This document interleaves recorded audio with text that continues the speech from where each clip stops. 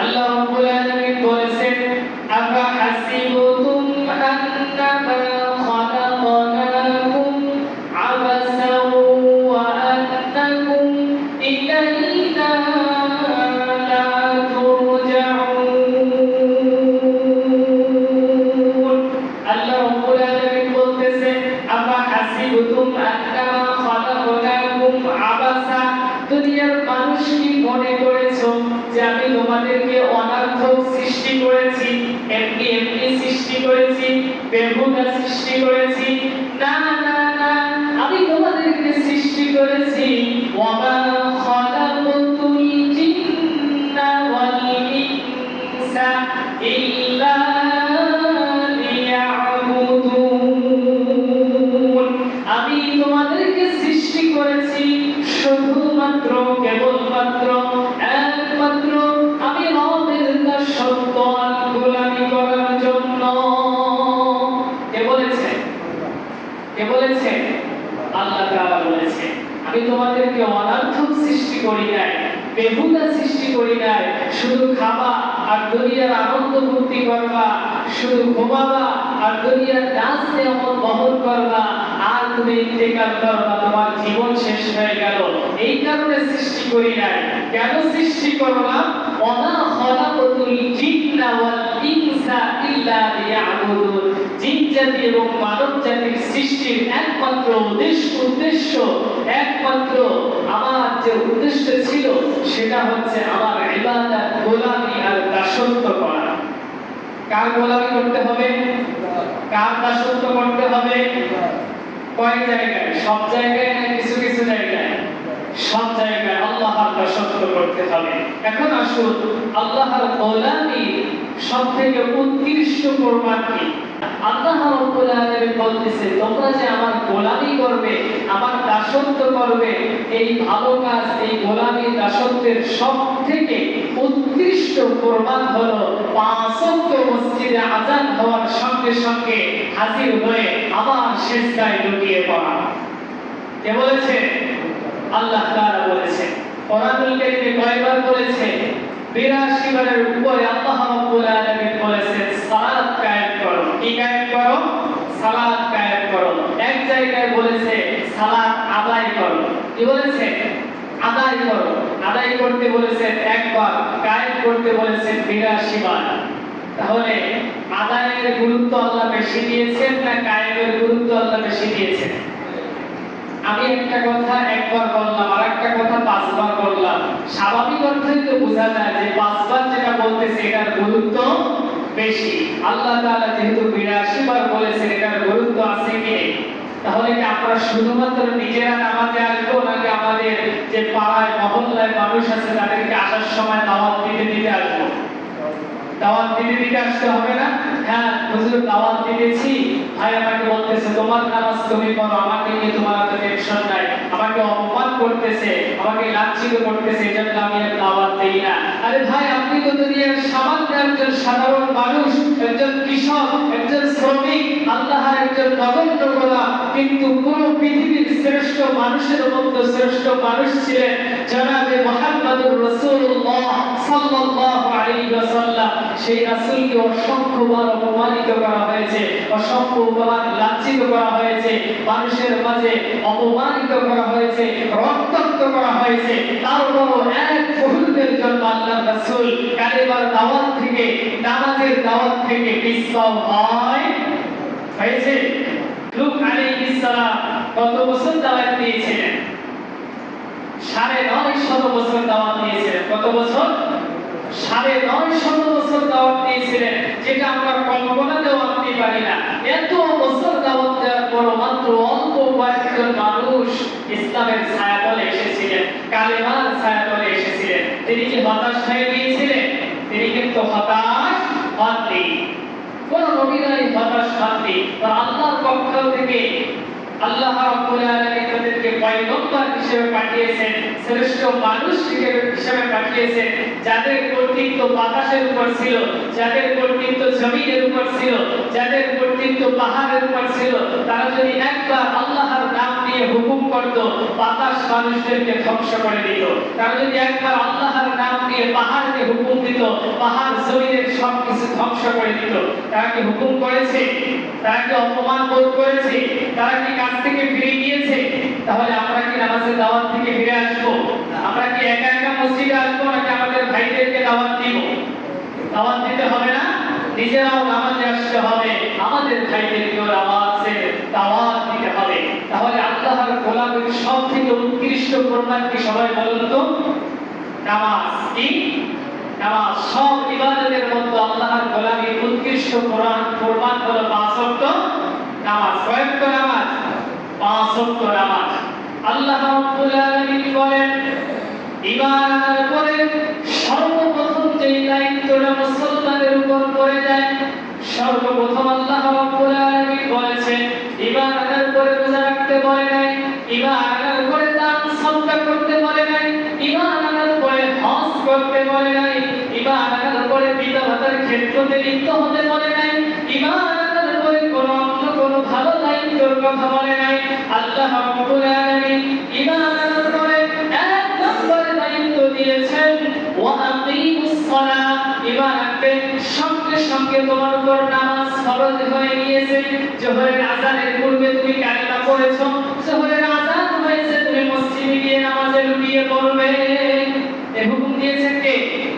আল্লাহ রাব্বুল আলামিন। আল্লাহ তো বলতে পারতেন, ঈমান আনার পরে কোরআন শিখতে হবে, ঈমান আনার পরে হাদিস বুঝতে হবে, ঈমান আনার পরে পিতামাতার খেদমত করতে হবে, ঈমান আনার পরে ইলম অর্জন করতে হবে, এরপরে গিয়ে নামাজ পড়তে হবে। এই কথা বলেছে?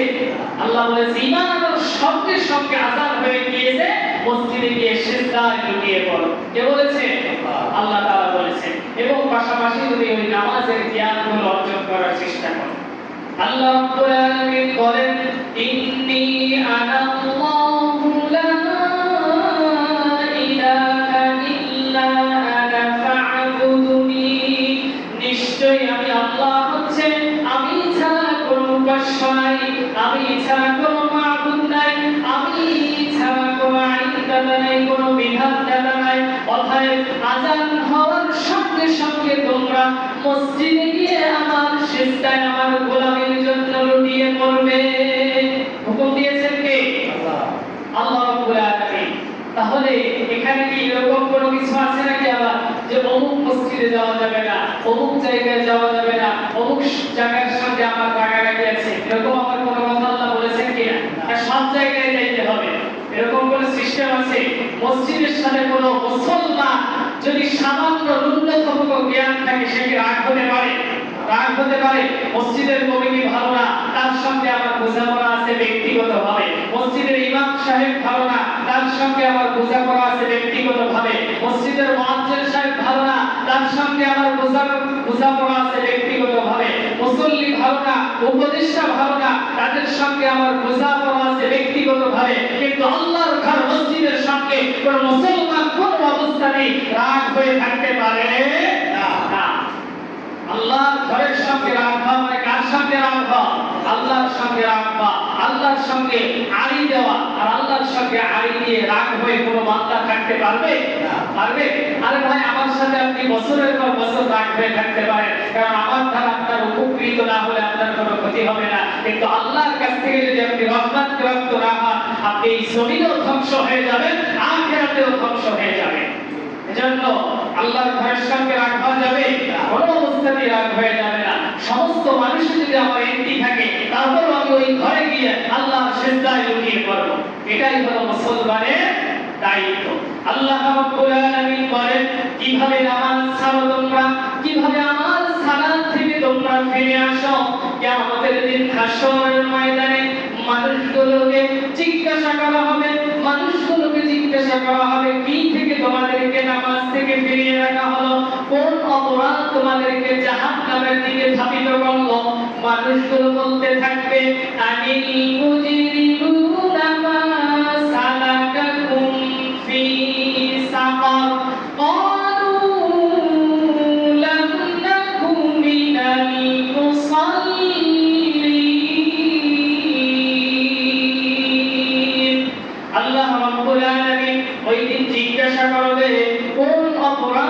তোমাকে জাহান্নামের দিকে অতিবাহিত করলো, কোন অপরাধ তোমাকে জাহান্নামের দিকে অগ্রসর করলো? তখন মানুষগুলো বলবে ক্বালু লাম নাকু মিনাল মুসাল্লিন, আমি দুনিয়াতে বসে নামাজীদের অন্তর্ভুক্ত ছিলাম না। কাদের অন্তর্ভুক্ত ছিল না? নামাজীদের অন্তর্ভুক্ত ছিল না। যদি নামাজীদের অন্তর্ভুক্ত না হয়ে আমরা কোন দিকে যাব? জান্নাতের দিকে না জাহান্নামের দিকে? এই কথা কি আমার না আল্লাহ তাআলা? আল্লাহ রাব্বুল আলামিন বলতেছেন জাহান্নামীদেরকে পুষ্ট করার সঙ্গে সঙ্গে জাহান্নামীরা প্রথম যে উত্তরটা দিবে সেই উত্তরটাই হচ্ছে আমরা নামাজীদের অন্তর্ভুক্ত ছিলাম না। তাহলে আমাদেরকে নামাজীদের অন্তর্ভুক্ত হতে হবে কি হবে না? আমার সাথে শত্রুতা আছে এজন্য আমি নামাজে যাব না, তার পাশে আমি গিয়ে নামাজে দাঁড়াবো না। আরে ভাই, আমি তো তার সঙ্গে কথা বলতেছি না, আমি তো তার ঘরে গিয়ে প্রবেশ করতেছি না, আমি তো আল্লাহর ঘরে প্রবেশ করতেছি, আমি তো আল্লাহর সিজদায় লুটিয়ে পড়তেছি। আমার নামাজ শেষ করে আমি আবার আমার দুনিয়ার কাজে বের হয়ে যাব, কিন্তু নামাজ থেকে মুখ ফিরিয়ে নেওয়া যাবে? যাবে? যাবে না। নামাজে বেখেয়াল হওয়া যাবে? নামাজে বেখেয়াল হওয়া যাবে? কোনো অবস্থাতেই নামাজে বেখেয়াল হওয়া যাবে না। আল্লাহ রাব্বুল আলামিন সে কথাও জানিয়েছেন। আল্লাহ রাব্বুল আলামিন বলেছেন ফাওয়াইলুল লিল মুসাল্লিন আল্লাযীনা হুম আন সালাতিহিম সাহুন। আল্লাহ রাব্বুল আলামিন বলেন সুতরাং সেই নামাজীদের জন্য দুর্ভোগ, সেই মানুষদের জন্য দুর্ভোগ যারা আল্লাযীনা হুম আন সালাতিহিম সাহুন, যারা তাদের নামাজে গাফেলাতি করেছে, অলসতা করেছে। কে বলেছে? আল্লাহ তাআলা বলেছে সেই মানুষদের জন্য দুর্ভোগ, সেই নামাজীদের জন্য দুর্ভোগ যারা তাদের নামাজের মধ্যে গাফেলাতি করেছে, যারা তাদের নামাজের ভিতর অলসতা করেছে। আযান হয়ে গিয়েছে, মুয়াজ্জিন সাহেব আযান দিয়েছে, কাজ করতেছি, ঠিক আছে আযান তো মাত্র দিল, আমি কিছু সময় পরে নামাজ পড়ি। পরে করতে করতে একদম শেষ হতে গিয়ে কোনোভাবে উঁচু করে 2 রাকাত 2টা সিজদা দিল। ওই সিজদার মূল্য বেশি না যেই ব্যক্তি আযানের সঙ্গে সঙ্গে নামাজ আদায় করে নিয়েছে, উক্ত হওয়ার সঙ্গে সঙ্গে গাফলাতি না করে, অলসতা না করে আল্লাহর সিজদায় নিজেকে লুটিয়ে দিয়েছে, আল্লাহর কুদরতে নিজেকে লুটিয়ে দিয়েছে, ওই ব্যক্তির আল্লাহর কাছে দাম বেশি। এই দুইজনের মধ্যে কার দাম বেশি? যে সাথে সাথে লুটিয়ে পড়েছে। সাথে সাথে লুটিয়ে পড়তে হবে নাকি গাফলাতি করা যাবে? গাফলাতি করা যাবে না। হযরত মুহাম্মদুর রাসূলুল্লাহ সাল্লাল্লাহু আলাইহি ওয়াসাল্লামের সাহাবী কাজ করতেছে, কাজ করতে করতে তিনি হাতের মধ্যে একটা কুড়াল নিয়ে তিনি তার বাড়ির জন্য কাঠ কাটতেছেন। কি কাটতেছে? কাঠ কাটতেছে, অর্থাৎ ডাল কাটতেছে।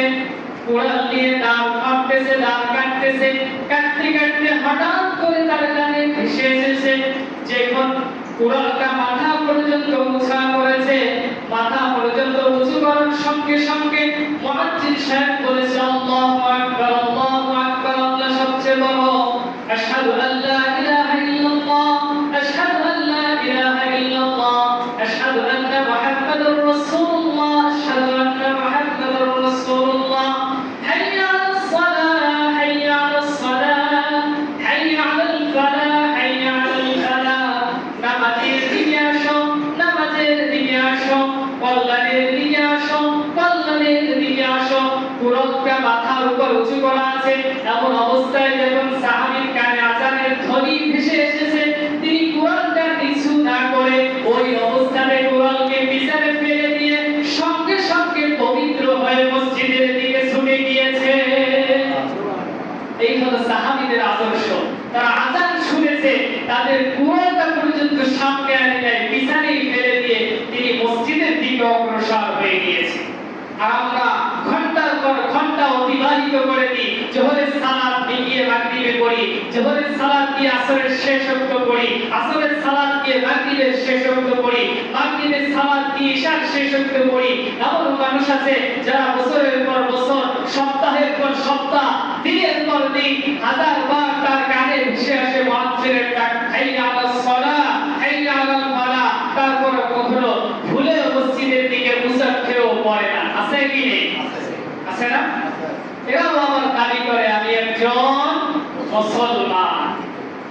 ও কথায় আমি না যাই, মুসলমান কাফেরের দিকে না যাই, কিন্তু ভাই আপনি যেহেতু মুসলিম ঘরে জন্মগ্রহণ করেছেন, নামাজ তো আপনার সর্বপ্রথম উৎকৃষ্ট ইবাদত নাকি? তাহলে এই ইবাদত পালন করতে হবে কি হবে না? অবশ্যই হবে। আল্লাহ রাব্বুল আলামিন বলেছেন, আল্লাযীনা হুম আন সালাতিহিম সাহুন, তাদের জন্য দুর্ভোগ যারা নামাজের ভিতর গাফিলতি করে অলসতা করে। আল্লাহ রাব্বুল আলামিন কোরআন কারীমে অন্য জায়গায় বলে দিয়েছেন, ওয়া মান আ'রাদা আন যিকরি ফাইন্না লাহু মাঈশাতান দানকা ওয়া নাহশুরুহু ইয়াওমাল কিয়ামাতি আ'মা। আল্লাহ রাব্বুল আলামিন জানিয়েছেন, কোন মানুষ যদি আল্লাহর জিকির থেকে, নামাজ থেকে মুখ ফিরিয়ে নেয়, ওমান আ'রাদা আন যিকরি, তার দুনিয়ার জীবনকে আমি সংকীর্ণ করে দিব, তার দুনিয়ার জীবনকে আমি সংকীর্ণ করে দিব। ফাইন্না লাহু মাঈশাতান দানকা ওয়া নাহশুরুহু ইয়াওমাল কিয়ামাতি আ'মা, এবং কিয়ামতের দিন তাকে আমি অন্ধ হিসেবে মানুষের মাঝে উপস্থিত করব। কে বলেছেন? আল্লাহ রাব্বুল আলামিন বলেছেন। দুনিয়ার জীবনকে আমরা সংকীর্ণ করতে চাই, সালাত থেকে যদি মুখ ফিরিয়ে নিই, তাদের দুনিয়ার জীবন সংকীর্ণ করে দেয় কে? আল্লাহ রাব্বুল আলামিন। আমি তো আপনাদেরকে প্রায় সময় বলে থাকি যে অসংখ্য টাকা পয়সা অর্জন করে কিন্তু সালাতের দিকে আসে না, নামাজের দিকে আসে না, কোরআনের দিকে আসে না, ওই ব্যক্তি দেখবেন ওই টাকা পয়সার মধ্যে কোনো রহমত, কোনো শান্তি, বরকত থাকে না। কিন্তু অল্প টাকা ইনকাম করে, পাঁচ ওয়াক্ত সালাত আদায় করে, আল্লাহর হুকুমে লিপ্ত হয়ে আল্লাহ তাআলা তার ওই অল্প টাকার মধ্যে শান্তি আর বরকতে ঢেলে দেয়। দেয় কি দেয় না? তাহলে বোঝা গেল রহমত প্রাপ্ত হতে হলে আমাদেরকে কিসের দিকে আসতে হবে? সালাতের দিকে আসতে হবে, নামাজের দিকে আসতে হবে। নামাজ কায়েম করতে হবে, নিজে নামাজ পড়তে হবে, মানুষদেরকে বেশি বেশি করে নামাজের দাওয়াত দিতে হবে, নিজের পরিবার বর্গদেরকে নামাজের দাওয়াত দিতে হবে। সন্তানের 10 বছর হয়ে গিয়েছে, আল্লাহ রাসূল বলেছেন 7 বছর থেকে একজন ছেলে সন্তান এবং মেয়ে সন্তানকে নামাজের তাগিদ দিতে হবে, দাওয়াত দিতে হবে। 7 বছর থেকে 10 বছর পর্যন্ত 3 বছর দাওয়াত দিতে হবে, বারবার বলতে হবে বাবা তুমি নামাজ পড়ো, মা তুমি নামাজ পড়ো। আল্লাহর পক্ষ থেকে আযান হয়ে গিয়েছে, মুয়াজ্জিন সাহেব ডাক দিয়েছে, তুমি নামাজে দাঁড়িয়ে যাও, সালাতে দাঁড়িয়ে যাও, আল্লাহর শুকরিয়ায় দাঁড়িয়ে যাও। 3 বছর পর্যন্ত বলার পরে যদি ওই ছেলে এবং ওই মেয়ে নামাজের মধ্যে না আসে, তাহলে 10 বছরের পর থেকে তাদেরকে কিছুটা প্রহার করতে হবে, কিছুটা আঘাত করতে হবে। কিছুটা আঘাত করার পরও যদি তারা নামাজের দিকে না আসে, তাদেরকে ভয় দেখাতে হবে, তোমাকে কিন্তু ঘরে কোনো খাবার দিব না, তোমাকে কিন্তু কোনো টাকা পয়সা দিব না, কোনো অর্থ দিব না, আমার পক্ষ থেকে কোনো সহযোগিতা তুমি পাবা না। যদি আল্লাহর পক্ষ থেকে আসা হুকুম 5 ওয়াক্ত নামাজ তুমি আদায় না করো, এইভাবে বলতে বলতে সন্তান যদি তারপরও নামাজের দিকে ফিরে না আসে, আল্লাহ রাব্বুল আলামিন সরাসরি হুকুম দিয়েছেন তার রাসূলের মাধ্যমে, ওই সন্তানের ঘরের ভাত বন্ধ করে দাও। যতক্ষণ পর্যন্ত ওই সন্তান নামাজের মধ্যে লিপ্ত না হবে, ওই সন্তানকে তুমি যদি মুসলমান পিতা হয়ে থাকো, তাহলে তাকে তোমার উপার্জনের রিজিক থেকে রিজিক দিতে পারো না। কে বলেছেন? আল্লাহ তাআলা বলেছেন। আমি বিশ্বাস করি, আপনারা বিশ্বাস করেন আর না করেন, যদি প্রত্যেকটা পিতা তার সন্তানের জন্য এইভাবে কঠোর হয়ে যায়, কোন সন্তান, কোন মুসলমানের সন্তান হোক ছেলে অথবা মেয়ে, সে নামাজ থেকে ফারেক থাকতে পারে না, কখনোই পারে না। এই মহল্লায় কি অল্প কয়েকজন লোক? নামাজের সময় লোক পাওয়া যায় না, যুবক ভাইদেরকে পাওয়া যায় না, মুরব্বীদেরকে অল্প অল্প পাওয়া যায়, মাঝারি মানুষদেরকে পাওয়া যায় না। এই মানুষগুলো কোথায় থাকে? সব বিখার অবস্থায় ঘোরাঘুরি করতে থাকে, নামাজের দিকে তারা আসতে পারে না। বোঝা গেল এদের যে পিতা মাতা আছে তারা তাদের নামাজের বিষয় কঠোর কখনো কখনো হয় নাই। এই কারণে সন্তানরা নামাজের প্রতি পরিপূর্ণ উদ্বুদ্ধ হয় নাই, এরা নামাজ থেকে বেখেয়াল এখনো পড়ে আছে। আপনারা যারা দাদা দাদি আছেন, যারা দাদা আছে, যারা নানা আছে, যারা পিতা আছে, যারা ভাই আছে, আজকে ওয়াদা করে নেন, বাড়িতে গিয়ে আপনারা যারা ঘরের কর্তা আছেন আজকে হুকুম করে দিবে, আমার ঘরে যদি তোমার ভাত খেতে হয়, আমার ঘরে যদি তোমার বসবাস করতে হয়, আমার টাকা দিয়ে যদি তোমার চলতে হয়, আমার ভিটায় যদি তোমাকে থাকতে হয়, আল্লাহর হুকুম সর্ব উৎকৃষ্ট ইবাদত সালাত তোমার পাঁচ ওয়াক্ত অবশ্যই অবশ্যই অবশ্যই আদায় করতে হবে, না হলে এই ঘরে তোমার কোনো জায়গা হবে না। এইভাবে বলতে পারবেন তো? একটু কঠোর হন, একটু কঠোর হন। আপনার সন্তানকে আপনি মায়া করতেছেন, দয়া করতেছেন, দুনিয়াতে এই মায়ার কারণে আপনার সন্তান কাল কিয়ামতের ময়দানে জাহান্নামের আগুনের মধ্যে পড়ে যাবে। ওই সময় কিন্তু মায়া করলে আর কাজ হবে না। মায়া করলে প্রকৃত বাবা তো সে আগুনে পড়ার আগে সন্তানকে বাঁচায় নাকি? আগুনে পড়ার পরে সে দেখতেছে সন্তান আগুনে পড়তেছে, ঝাঁপ দিচ্ছে, সে গিয়ে ওখান থেকে সন্তানকে উদ্ধার করে নিয়ে আসবে, নাকি দাঁড়িয়ে দাঁড়িয়ে দেখবে সন্তানটা আগুনে পড়ুক এরপরে আমি দেখব?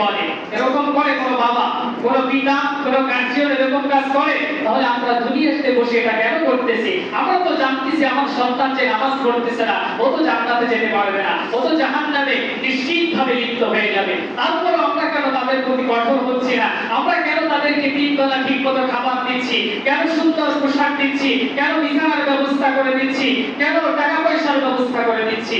একটু একবারের জন্য কঠোর হয়ে দেখি না যে আমার সন্তান নামাজের দিকে আসে কিনা? পারবো তো সবাই?